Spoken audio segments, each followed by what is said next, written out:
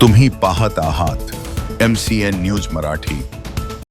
बुलढाणा जिल्ह्याच्या जळगाव जामोद तालुक्यातील राजुरा शेत शिवारात घडलेल्या कथित शिवानी कळमेकर बनावट हत्याकांडाला 1 महिना उलटून गेला, तरी मात्र मूळ अनोळखी महिलेचा मृतदेह व त्याबद्दलची ओळख याबाबत पोलिसांचे हात रिकामेच असून बुलढाणा पोलिसांचा मनमानी कारभार हा गृहमंत्र्यांच्या वरद हस्ताने सुरू असून 2 निष्पाप आदिवासींना 22 दिवस कारागृहात डांबून ठेवल्याने बुलढाण्याचं नाव राज्यभरात खराब झालंय।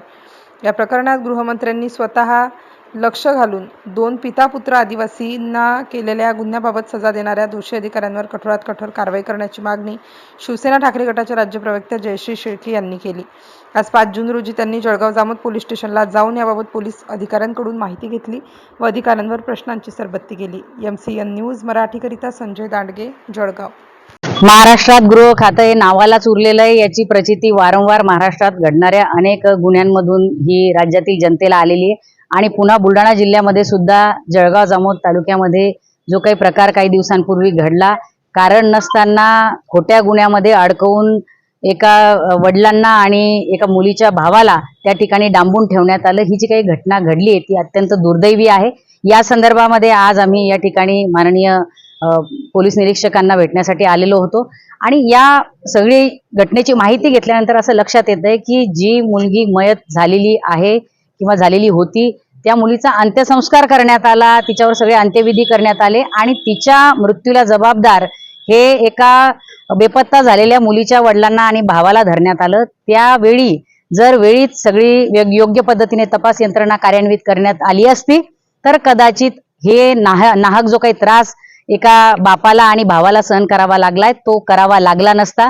जी DNA टेस्ट करण्यासाठी आज पोलीस प्रशासन कामाला लागलंय, ती DNA टेस्ट जर त्याच वेळी मयत मुलीचा मृतदेह ताब्यात मिळाल्यानंतर झाली असती तर कदाचित पुढची ही सगळी काही घटना आहे ती घडली नसती। परंतु दुर्दैवाने पोलीस प्रशासन अतिशय मनमानी पद्धतीने राज्यात काम करतंय आणि त्याला सगळा वरद हस्त हा गृहमंत्र्यांचा आहे आणि त्यामुळे अशा घटना घडतायत। जे काही झालंय ते अतिशय चुकीचं आहे, दुर्दैवी आहे आणि किमान बुलढाणा जिल्ह्याची तरी मान खाली घालणारा आहे। पोलीस प्रशासनाला आमची विनंती आहे की आता जो कोणी या सगळ्या प्रकरणाचा तपास करत आहेत त्या सगळ्या माननीय तपास अधिकाऱ्यांनी या प्रकरणामध्ये निपक्षपातीपणे, पारदर्शीपणे आणि तातडीने तपास पूर्ण केला पाहिजे। मयत मुलगी कोण आहे तिची ओळख पटली पाहिजे आणि ज्या लोकांना नाहक त्रास सहन करावा लागला त्यांना सुद्धा त्या ठिकाणी त्या त्रासाची भरपाई मिळाली पाहिजे।